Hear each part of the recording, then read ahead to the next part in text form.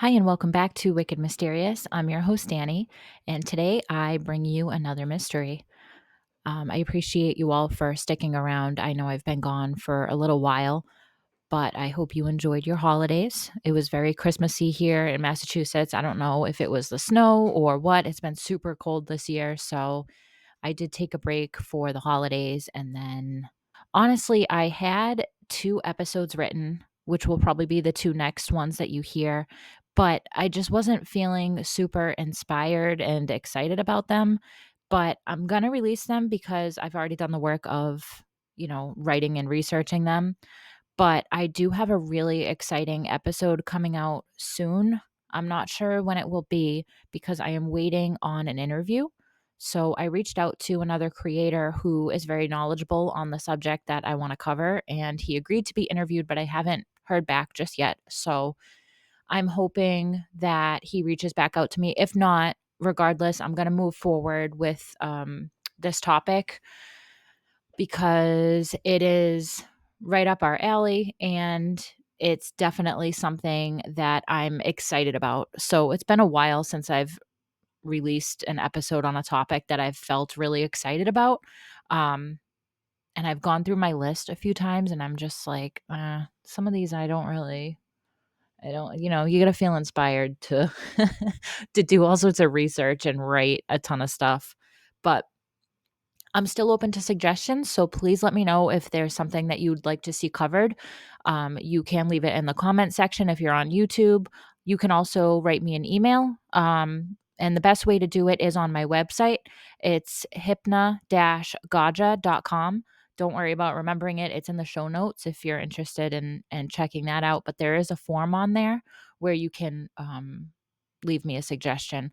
Also, Patreon members automatically get a release before the public. So that's a thing if you're interested in supporting me in this channel.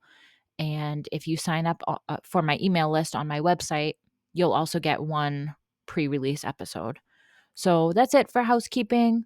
Hope you guys are doing well, and let's get into it.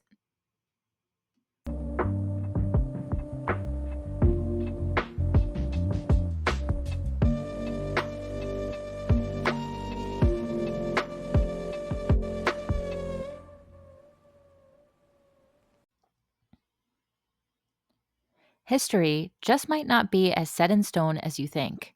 This episode is going to challenge everything you thought you knew about the past.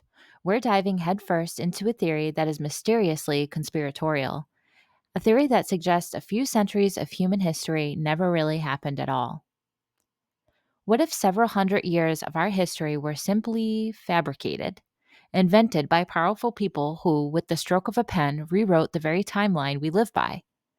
Today's topic is the phantom time hypothesis. So settle in and buckle into the time machine. We're journeying into a mystery that questions the very nature of time itself. So let's get into it. This theory was proposed in 1991 by a German historian named Hilbert Illig. According to Illig, somewhere along the line, roughly 297 years of history were simply just added in. Illig specifically claims that this happened during the early Middle Ages, around 614 to 911 AD. He suggests that Charlemagne and some of the early Middle Ages were nothing but an elaborate hoax. The actual year we're in isn't 2025, but closer to 1728.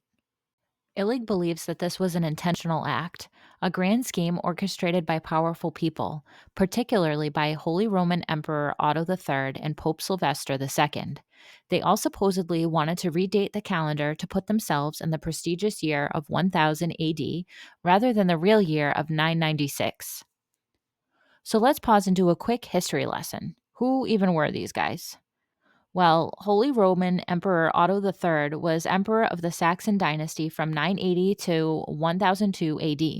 He was crowned king as a child. He promoted the idea of a renewed Roman Empire with himself as the universal ruler, combining Roman, Germanic, and Christian traditions. He encouraged cultural and political reforms in his realm, and he played a significant role in the spread of Christianity in Eastern Europe. He was allies and close friends with Pope Sylvester II, and together they moved toward uniting Europe under one Christian empire. I did read that there was a third guy involved, Constantine VII, but it's quite clear that Constantine VII actually died before Otto III's reign. So, why did they want to change the year to 1000 AD? The turn of the millennium held significant religious and prophetic importance in medieval Christianity. Many believed it was tied to apocalyptic prophecies, the second coming of Christ, or a new era of divine order. Others say it had to do with consolidating political power by reshaping historical records to glorify themselves and their lineage. This got me thinking. Obviously, if a major event, say the second coming of Christ, were to happen on a specific date and it was accurately prophesized, then pulling the wool over the calendar wouldn't really change a thing. It would not force a second coming to happen sooner than predicted, just to give the emperor all the glory. The average citizen back then didn't even know what year it was to begin with. Most were illiterate and used agricultural seasons and religious celebrations, not exact dates. They would sometimes refer to years by who was in power, such as the second year of King Alfred's reign versus the specific numerical year. But does Illig have any evidence to back up his claims? Well, sorta. Let's start with the written records. According to Illig, written documents from the early Middle Ages are often inconsistent, vague, or entirely missing. He points out that records of buildings, monuments, and other historical events are lacking in this period. Now, this is an era in which documentation was often spotty and literacy wasn't widespread. But Illig says it's unusual that so few records survive for such a long stretch of time. Take Charlemagne, for example. He's one of the most celebrated figures of medieval Europe, often called the Father of Europe. But Illig and his supporters argue that there's surprising little concrete evidence that he actually did exist. There are fantastical stories, yes, but not as many physical monuments, artifacts, or corroborating documents as one might expect for such a pivotal figure. Could it be that his life, his empire, and his deeds were all invented as part of this historical cover up? There's also some archaeological evidence, or lack thereof. Illig and others have pointed to what they see as a suspicious gap in archaeological record from the early Middle Ages. They argue that there's a lack of material evidence, such as coins, ceramics, or inscriptions, and they say that this should exist if these centuries were real. One of the more shocking examples is the case of Byzantine architecture. If nearly 300 years of Byzantine rule are just missing from the historical timeline, wouldn't we then see a jump or maybe a shift in the style of materials or techniques in their buildings? And in some case, the architecture appears more similar to that of earlier or later periods, as if there were no progression at all during those missing centuries. The phantom time hypothesis involves an interesting anomaly in the way that our calendar actually evolved. In 1582, Pope Gregory XIII introduced the Gregorian calendar, adjusting it to better align with the actual solar year. This reform required dropping 10 days from the calendar to correct for the drift that had occurred since the introduction of the Julian calendar in 45 BC. But here's where it gets strange. Illig and his supporters argue that the 10-day adjustment doesn't match up with the actual drift that should have accumulated. If the commonly accepted timeline were accurate, the correction should have required removing around 13 days rather than 10. Illig uses this as evidence that about 300 years are now missing from our timeline. Of course, the phantom time hypothesis is far from widely accepted, and historians and scientists have completely dismissed it with a lot of valid objections. They argue that Illig's theory doesn't hold up against several key facts. For one, there are multiple independent sources that can confirm the existence of events and figures from this missing period in question. For example, historians point out that Chinese and Islamic scholars, who at the time were recording history independently of Europe, still have records that align with European history. There are records of astronomical events like eclipses that were observed across different cultures and seem to line up with the same traditional timeline. And then there's archaeological evidence, or at least some evidence that critics say disproves this theory. In the case of architecture, where there are gaps and inconsistencies in the historical record, most scholars argue that this can be attributed to wars and plagues and just degradation of materials over time.